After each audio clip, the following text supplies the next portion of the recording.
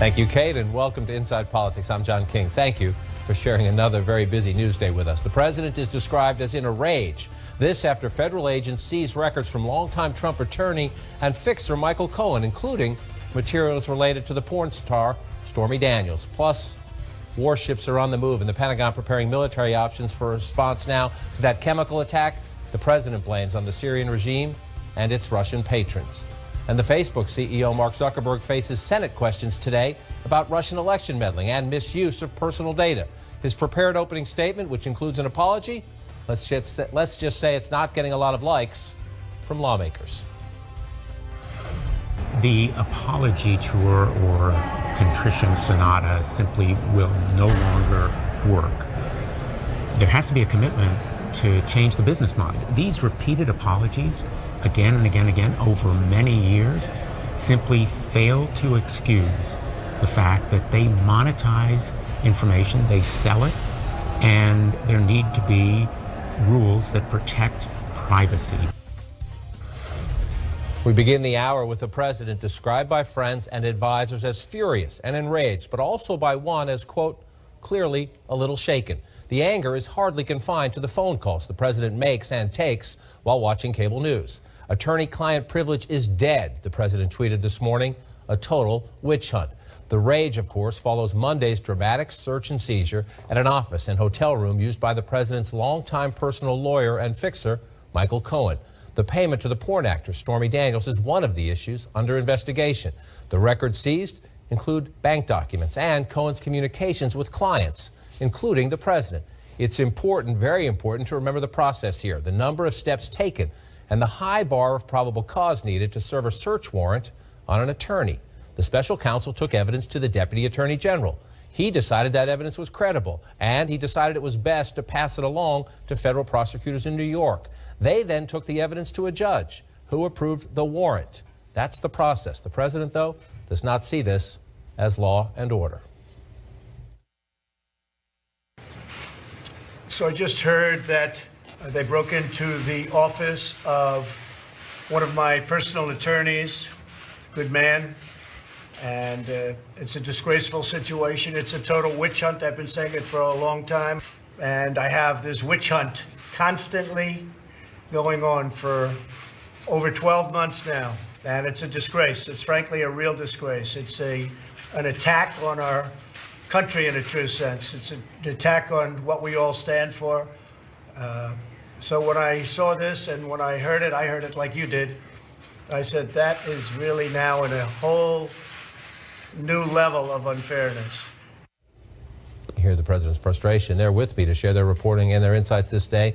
Eliana Johnson of Politico, CNN's Jeff Zeleny, CNN legal analyst, former federal prosecutor Michael Zeldin, and CNN Sarah Murray. Michael, I want to start with you. The president calls this a witch hunt. He says they broke into his attorney's office. I want you to lay out, you've former federal prosecutor, you've worked on special counsel investigations. How high is the bar to go in and say, we want to serve a search warrant on an attorney who happens to represent the president of the United States?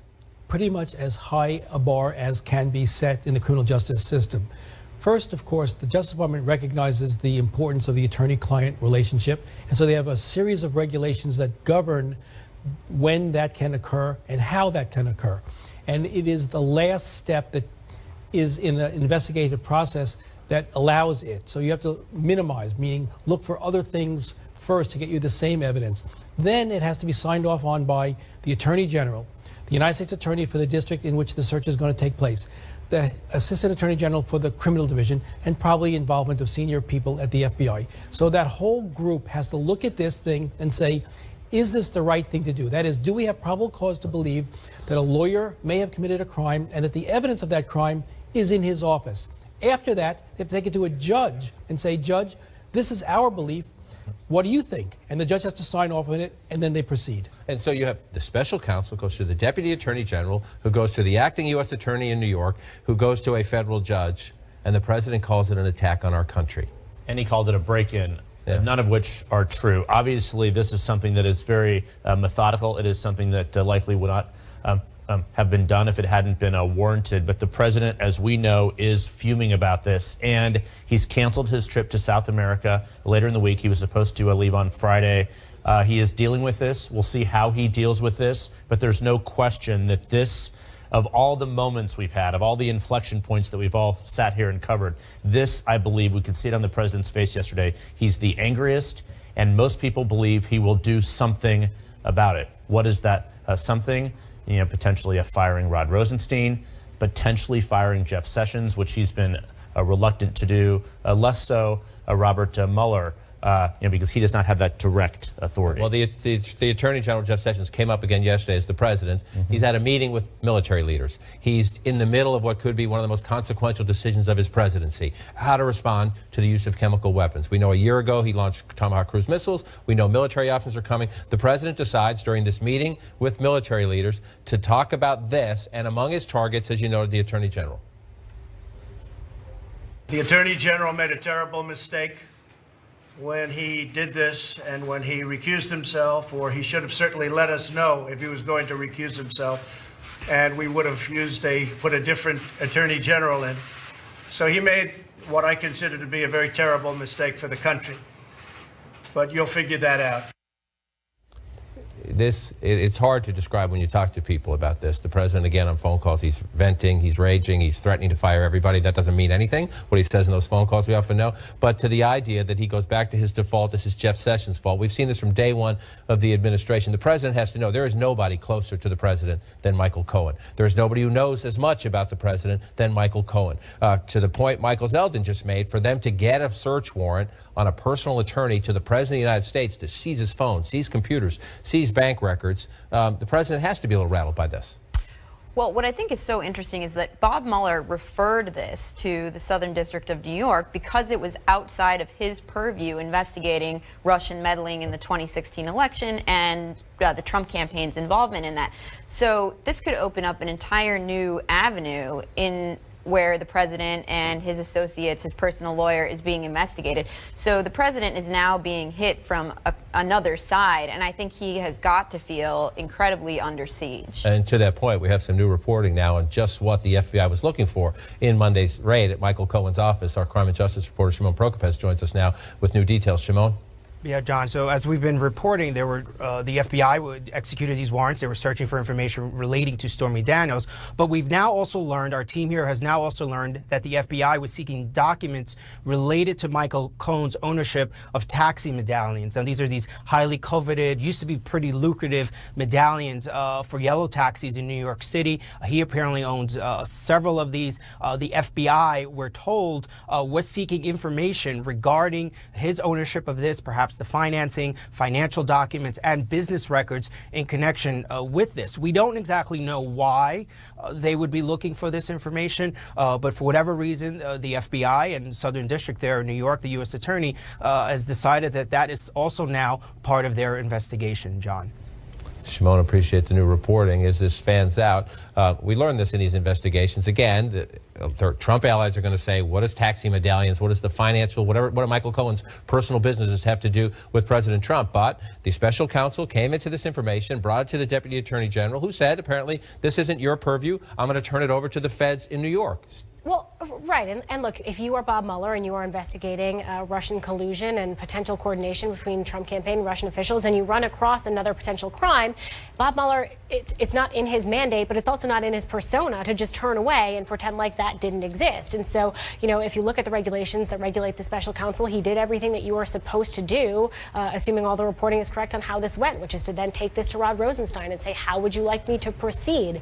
The other thing that's pretty disingenuous about the president's anger toward Jeff Sessions is that, if Michael Cohen did something wrong, if the president and Michael Cohen did something wrong together, that's on the two of them. That's not on Jeff Sessions. Again, Jeff Sessions is the Attorney General of the United States. He's not the president's personal attorney. He's not there to protect President Trump from from being held accountable for anything he might have done wrong, or protect the president's associates from being held accountable for anything they might have done wrong. And that is one of the things that this president still cannot understand. He sees everything like this as a personal attack, and he sees the people he put in these jobs as people who should be loyal to him and to protect him, not to people who should be loyal to the United States of America or to the Constitution. And to that point, the president says it's an attack on our country.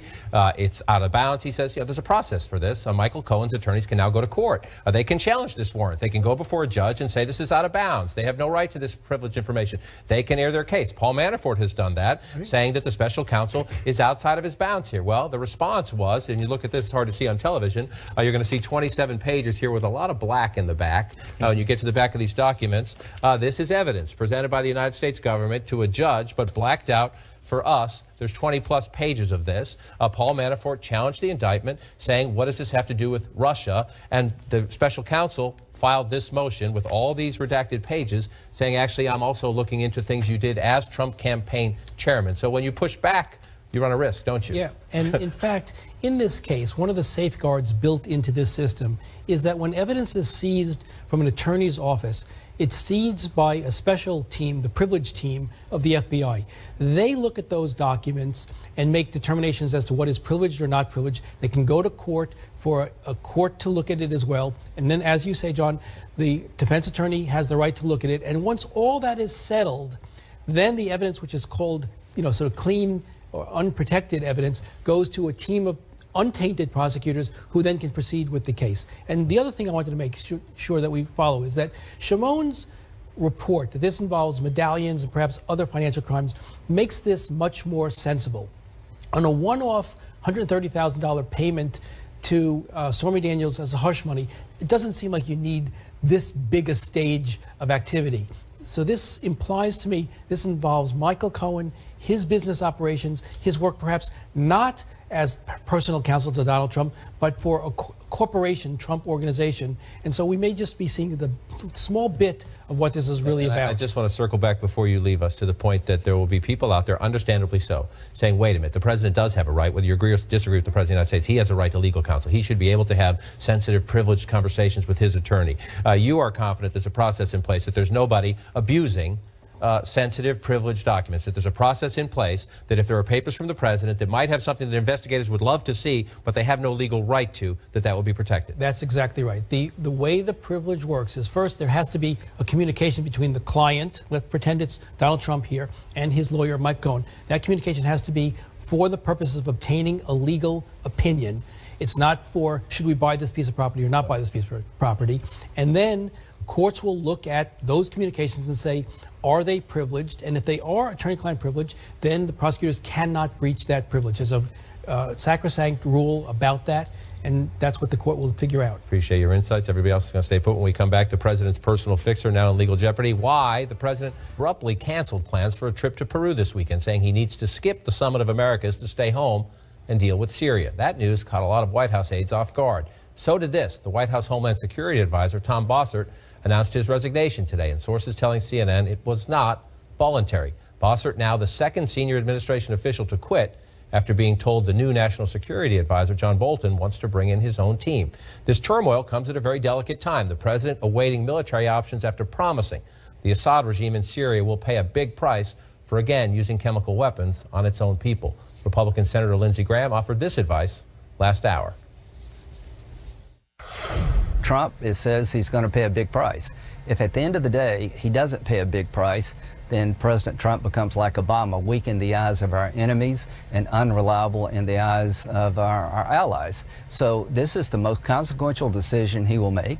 He said Assad's going to pay a big price. That big price has to include the destruction of his air capability and putting him on the target list. Anything less, I think, is not a very big price. CNN's Barbara Starr is live at the Pentagon. Barbara, we're about to hear from the president in the Oval Office, but as we wait for that tape, what options are on the table? Well, Well, John, it starts with getting those coalition leaders on board. The president talking to the British leader, Theresa May, and the French leader, Emmanuel Macron. He definitely wants them to be part of any military action. We know that. Now, the big question is, what targets would the U.S. and these countries hit inside Syria if they are going to go after the airfields, as they did last time? This attack, this latest attack, was done by helicopters, shutting down airfields by him to cooperate to go after someone else who's even closer to the president, a family member, perhaps. We don't know the answer to that, but this is a critical moment in this investigation. And again, just to put Michael Cohen into context, this is a pinned tweet from him from Sunday. A person who deserves my loyalty receives it. A quote there from Joyce Maynard. I will always protect our POTUS, make America great again. And